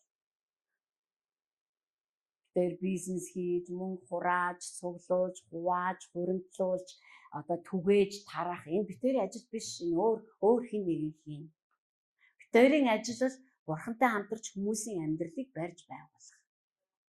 Бид хоёрын өөрсдийн амьдрал нуржсэн ч хамаагүй, уруудажсэн ч хамаагүй, хорогдожсэн ч хамаагүй хүн харахад. Тийм учраас Паул хэлсэн маш миний амьдрал бол дэлгэцэн дээр гарч байгаа кино юм аа. Та нарын өмнө. Яа хүмүүс хараад энэ газар Паул бүдрээд онцдаг гинэ. Шоолж болно. Зарим нэг газар нь ямар амар юм бэ гэж Бурханаас имэж болно. Би бол ил юм. Та нар үснэ үү. Харин миний ажил бол та нарын амьдрал юм. Энэ амьдралыг тэгтээ хэлж байгаа энэ амьдралыг би бичсэн гээгүй. Энэ амьдралыг Христ сүнсээр өчөөд би хэвлэж гаргадаг юм аа. Христийн сүн гэдэг бол загвараар бүтээгдэж байгаа хүмүүсийн амьдралын өөрчлөлт байгаа байхгүй юу? Бичигдээгүй Библи гэсэн. Энэ амьдралыг л хүмүүс биднээс уншина. Энэ зан ааш мааш бол хамгийн жижигхэн зүйл. Харин загвар гарч ирэх хэрэгтэй. Гэрлэлтийн загварууд гарч ирэх хэрэгтэй. Санхүүгийн загварууд гарч ирэх хэрэгтэй. Энд чинь бүх алдаа оноотойгоо бүгднтэй цуг явна. Эцэг хүүхдийн хүмүүжлийн загварууд гарч ирэх хэрэгтэй. Ажил одоо нөгөө ажил дээр амьдрах загвар гарч ирэх хэрэгтэй. Амьдрал дээрээ Бурхантай амьдрах амьдралын загвар гарч ирэх хэрэгтэй. Сүмтэйгээ холбогдож амьдрдаг амьдралын загварууд биднээс гарч ирэх хэрэгтэй. Бид нар загварын дагуу амьдрах хэрэгтэй байхгүй юу? Тэгвэл зүгээр нэг жижиг сажиг өөрчлөлтүүд биш. Ямар гоё би нэг мэдсэн 10 хоног уурлаагүй байж тээ мэжтэй биш. Бид нар зэтэ тэр үгүй юм чи уур. Гэхдээ бид нар загвараа мушгөөд загвараа барьж байгуулад загвар дээрээ хөдөлмөрлөөд явах юм бол уурлах зав бидний тэр болгоо олдохгүй байхгүй. цаарлаа шалтар болтер юмар хэрүүл урууд ийгээд ингээд яв. Тийм учраас сүмийг бид нар ингээд одоо байшин гэж одоо ингээд хамттан алхаад ингээд зохион байгуулалтанд ороод явна гэдэг бол бас заагүй. Одоо үйлс ном дээр байгаа шүү дээ тийм. Хамгийн нэгдүгээр тэд нар яаж исэн бэхээр өөрсдөө одоо элч нарын сургаалт бүрэн өгч ирсэн. Хүн өөрийгөө сургаалт өгнө гэж юу юм та бодож үзсэн үү? Тэр элч нарын сургаалт одоо тэнд чинь Петр хүртэл орцсон явж байна. Одоо тэр Петрийн сургаалт би өөрийгөө өгөх хэрэг вэ нүг үү? Өгсөн байна даа. Өгнө гэж юу гэсэн үг юм? Энэ талаар бид нар бодох л байсан. Би ер нь өгдөг. Эсвэл яах ярьж байд ингэдэггүй эсвэл хайхрамжгүй байдгүй эсвэл тоодгүй юу эсвэл уудгүй эсвэл энүүгээр оруулаа энүүгээр гаргадгүй бид нар бодох ёстой байхгүй. Миний бодоход 10 жил бид нар Малайз явсан 2009-с 19 он хүртэл 10 жил Малайзд явхад миний хувьд сурсан хамгийн том загвар эсвэл уух. Тэндээс ирж байгаа амиг цэг тасалгүй хүлээж аваад уух. Хэдийгээр би тэнд орчуулга хийжсэн ч гэсэн хамаагүй. Ерөөсөө тэндээс ууж авах. Бүр ингээд бүр нэг тусдагдах. Бүр шалбан орох. Энэ бол миний хувьд хамгийн том загвар байсан. Би хизээч хаач тэгж үхэн хатан ууж байгаагүй. Бүр цангацсан юм шиг бүр тууж өгөх гэж байгаа юм шиг тэгж амар ажиллаж байгаагүй гэх юм уу даа. Тэгэхээр энэ 10 жил бол аимшигтай том загварыг бий болгож ирсэн. Тэгээд дараагийн нэг том загвар бол бүгдээрээ хамтдаа оршиж байхад ариун сүнс чөлөөтэй ажиллаж болдог тийм тааламжтай уур амьсгалыг яаж бүрдүүлж болдгийг бид нар тэнд харсан. Одоо бид нар бүтэн сайдар тэрийг л бүрдүүлэх гэж энэ өвхөн хатан хөдөлмөрлөдөө шүү дээ. Нэг санаатай хөдөлмөрлөл ямар их зүйл гарах вэ бид нар? Хамтдаа урж ирээ тэр Малайзад бий болчихсон тэр л уур амьсгалыг бид нар энд л бий болгоно шүү дээ гэж хүн болгон тэ бүрээсээ ингэж зүтгэх юм бол энэ одоо юу гэж юм болох вэ? Энэ бид нар өрөөгдөх тухай ч энэ чинь бүр би өглөө явж байхдаа залбирч байсан бүр үнэхээр энэ газарт бүр одоо нөгөө Яаковын хардаг тэр чөлөөт хурдны зам нь байгаасаа бүр ингэ зүгээр чөлөөтэй тийшээ доош орж гарч идэв. Итгэгч наранч дээшээ доош орж гарч идэг, тэнгэрч наранч дээшээ доош яваад зав чөлөө байхгүй, тэнгэр газрыг холбоо зав чөлөө. Тэр энд чинь нөгөө одоо түрүүний багийн хэлдгэр сүмчин ганцхан бидний нуруу, битэрийн нуруунд дэр байдаг юм оос бишгүй. Бид хоёр угаасаа тэр ачааг даахчгүй. Бүгд энэ ачааг авч явдаг. Хэрвээ энийг хоёр бариултаа том сав гэж үзье одоо сүмийг. Тэгвэл нэг бариулаас нь бурхан өөрөө атгаад нөгөө бариулаас нь бид нар бүгдээрээ атгацсан байна. Тэг бид нар бүгдээрээ хамт авч явдаг. Тэрний яв гэсэн чиглэл рүү. Ариун сүнс та бидний дотор бүгдний маань дотор байдаг учраас Есүс би сүмээ өөрөө барьна гэж хэлсэн байна. Тэр сүнс бидний дотор байдаг бол ингэж хэлэх нь боломжгүй байсан.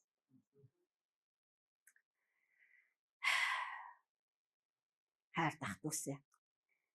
Энэ мэт бодлуудаар бид нар өөрчлөлт рүүгээ үргэлжлүүлээд одоо өөрчлөлтийн дотроо би өөрчлөлт рүү оръё гэж хэлмээр байна. Яг би аль хэзээ орсон юм шиг. Яг юуны дагуу бид нар гэр бүлээч ингэж харъя, авч явъя, аж ахуйгаач ингэж авч явъя, цалин бүнлүү одоо орлого морлого юу ашиг, зарлага марлага хамаг юм аач ингэж харъя. Бид нар загварыг бүтээгч.